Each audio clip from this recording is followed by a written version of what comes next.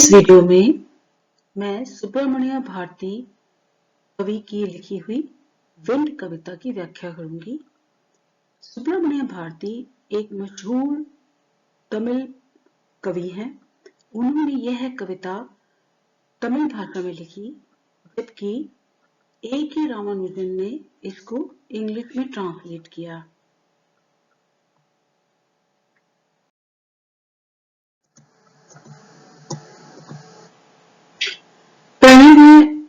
Stanza या पद्यांश को read करूंगी इंग्लिश में, फिर इसके शब्द अर्थ बताऊंगी, उसके बाद मैं इसकी हिंदी में एक्सप्लेनेशन दूंगी। ठीक है।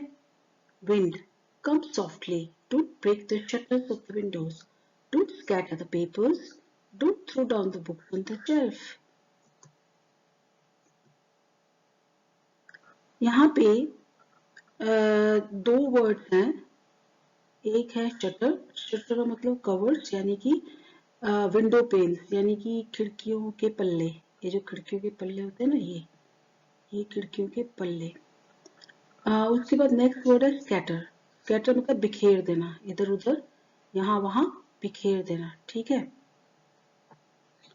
अब जो कवि हैं वो हवा से, ठीक है, वायु से विनती करते हैं कि आप बड़े आराम से चलो, ठीक है, आराम से बहो।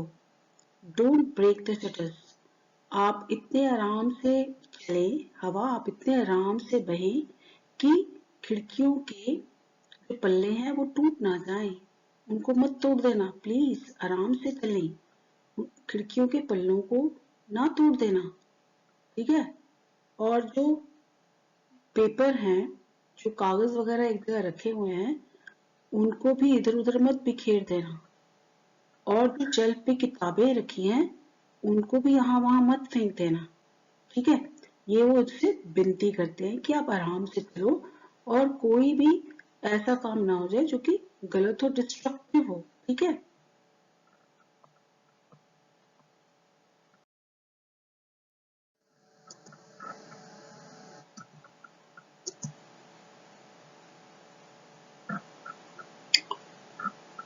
नेक्स्ट स्टैंजा और पद्यांश। There, look what you did. You threw them all down. You tore the pages of the books. You brought rain again. You're very clever at poking fun at weaklings. Word meanings. Poking fun मतलब किसी का मजाक उड़ाना।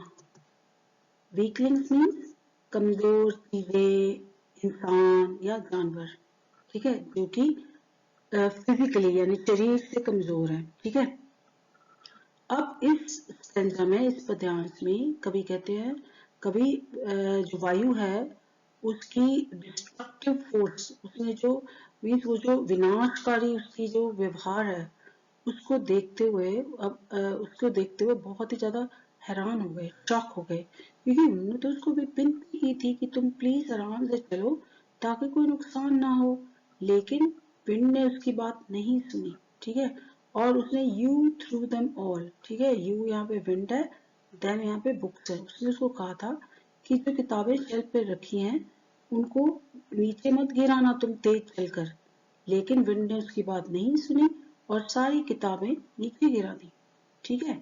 You tore the pages of the book, अब जैसे ही किताबें हवा से नीचे गिरी और खूब खूब हवा से वो उनके पन्ने हिलने लगे, ठीक है, तो इससे क्या हुआ, कुछ पन्ने फट गए। यू ब्रॉट रेन अगेन, और उसको दोष लगाते हुए कहते कि तूने ही बादलों को इकट्ठा करके लाया है और फिर से बारिश की है। यू आर वेरी क्लेवर, कहते तुम बहुत चालाक हो, और जो कमजोर लोग हैं उनका तुम मजाक उड़ाती हो। ठीक है। तो जो कमजोर लोग हैं उनको नेचर भी पसंद नहीं करती, इसमें ये बताया गया है।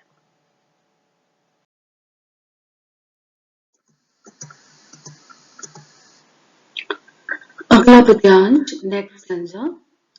Frail, crumbling houses, crumbling doors, crumbling rafters, crumbling wood, crumbling bodies, crumbling lives, crumbling hearts. The wind god winnows and crushes them all. Frail का मतलब है कमजोर और नाजुक, डेलिकेट, नाजुक।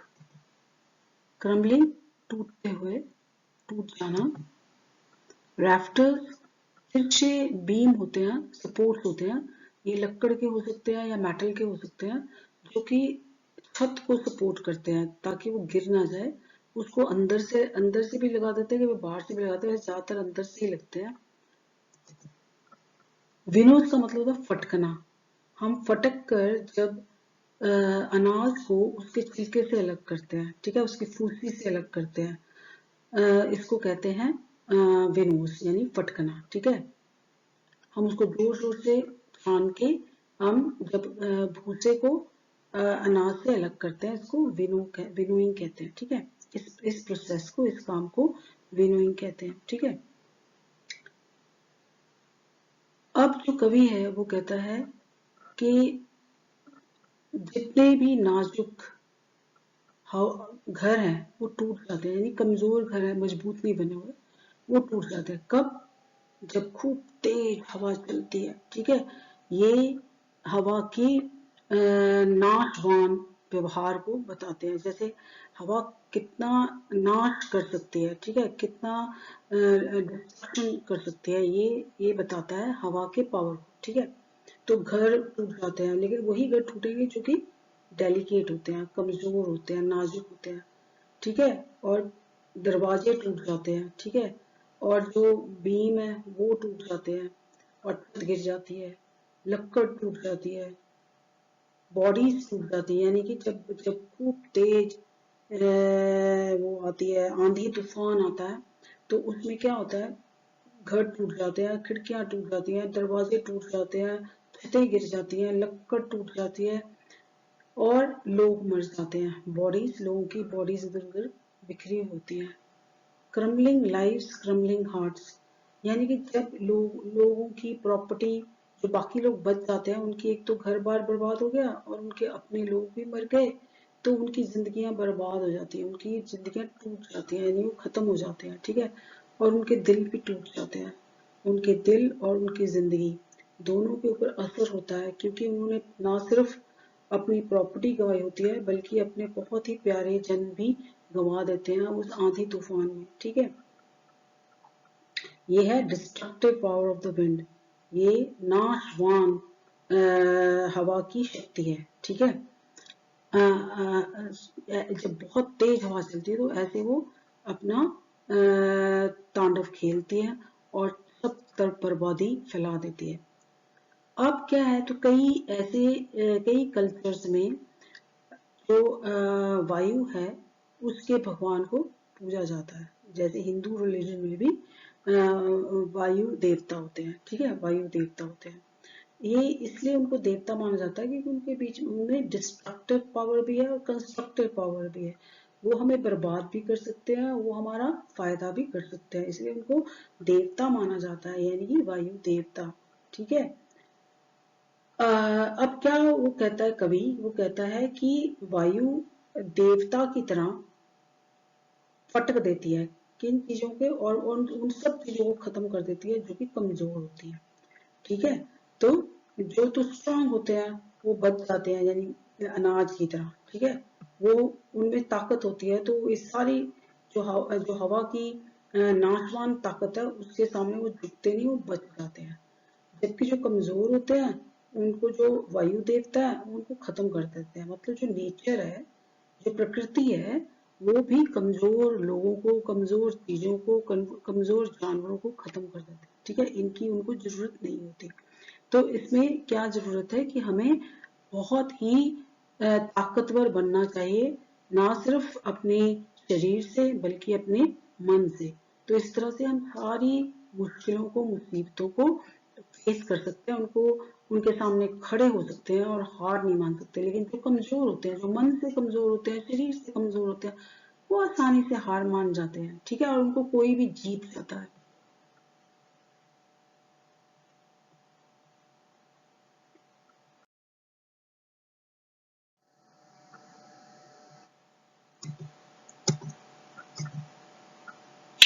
अगला पद्यांश या नेक्स्ट स्टैंजा।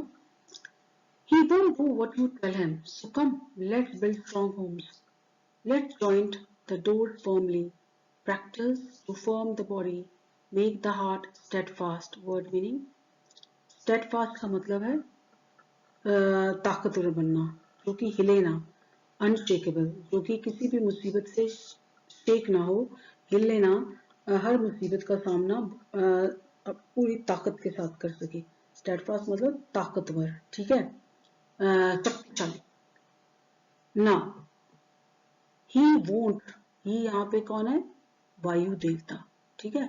अब जो कवि है वो सबसे पहले पद्यांश में या स्टैंजा में हवा से विनती करते हैं कि तुम धीरे धीरे चलो ताकि किसी का नुकसान ना हो, हमारा नुकसान ना हो, ठीक है। लेकिन वो क्या करते हैं वायु देवता, वो नहीं सुनते, ठीक है, और वो चारों तरफ डिस्ट्रक्शन फैला देते हैं, ठीक है। और वो कहता है, जो कभी कहता है ये वायु देवता हमारी बात नहीं सुनेंगे, ठीक है, क्योंकि वो वही करते हैं जो उनके मन में आता है, वो लोगों की बात नहीं सुनते। इसका मतलब ये है कि हम चाहे जितनी मर्जी कोशिश करें, हम प्रकृति को अपने वश में नहीं कर सकते, वो अपनी ही मर्जी से चलती है। अगर वो हमारा नाश करने पे आ जाए तो करेगी ही, हम उसे रोक नहीं सकते, ठीक है। हाँ, अगर हम उसके लिए तैयार हैं तो हम उससे बच सकते हैं, ठीक है। तो इसलिए कभी कहते हैं कि क्योंकि हम चाहे जितनी मर्जी विनती करें तो ये वायु तो रुकने वाली नहीं है, इसने अगर नाश करना है तो ये जरूर करेगी, ठीक है। तो इसलिए आओ हम क्या करें, उन लोगों को सजेस्ट करते हैं, सलाह देते हैं कि हम बहुत मजबूत घर बनाएंगे अपने, ठीक है। हमें अपने मजबूत घर बनाने चाहिए ताकि हम ये जो वायु की नाशवान प्रकृति है उससे हम अपने आप को बचा सकें, ठीक है, और अपनी सारी प्रॉपर्टी को बचा सकें।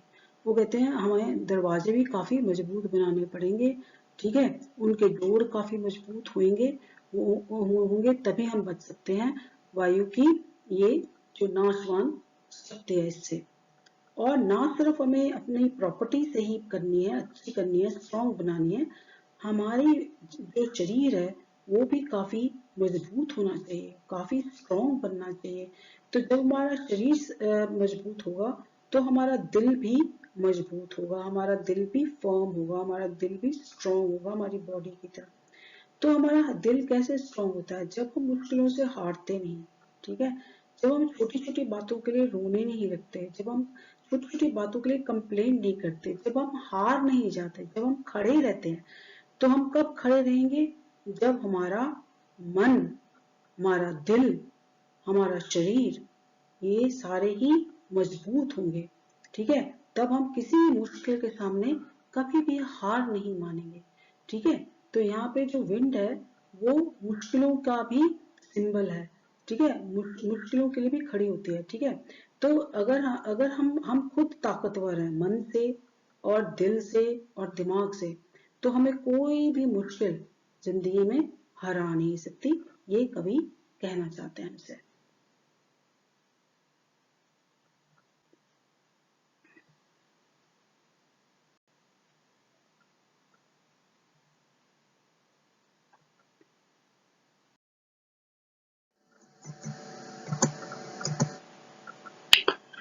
नेक्स्ट स्टैंजा या नेक्स्ट पद्यांश।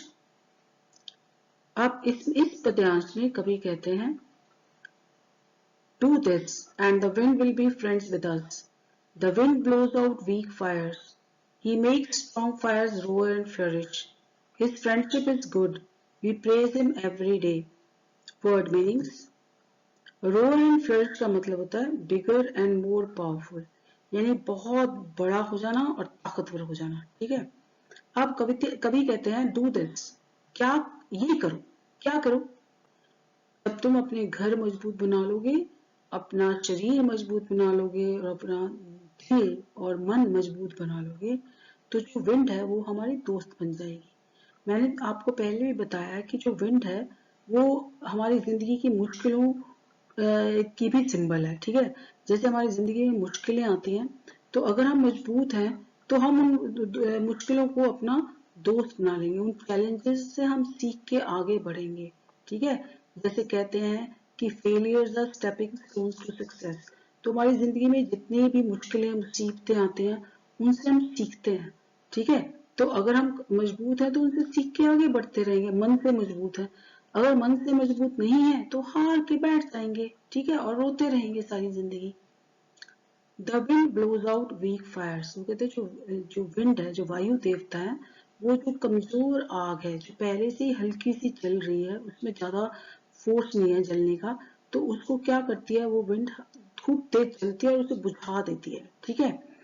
और he makes strong fires roar and flourish. जो पहले से ही ताकतवर आग है, ठीक है, बहुत तेज आग जल रही है, तो हवा उसको और तेज बना देती है, और तेज कर देती है, उसको और बड़ा कर देती है और उसको और पावर दे देती है।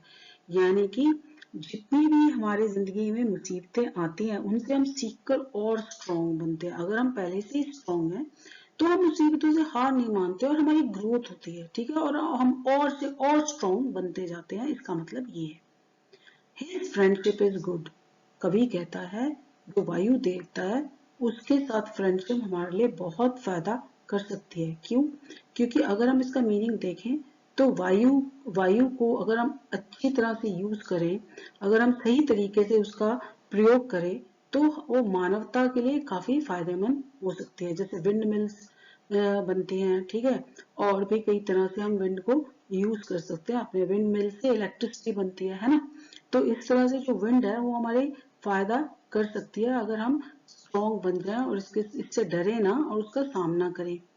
और वो कहते हैं यहाँ पे कभी कहता है कि जो वायु देवता है, वो हमें खत्म भी कर सकता है और हमारा फायदा भी कर सकता है, इसलिए हमें उसे देवता की तरह हमेशा उनकी तारीफ करते रहना चाहिए।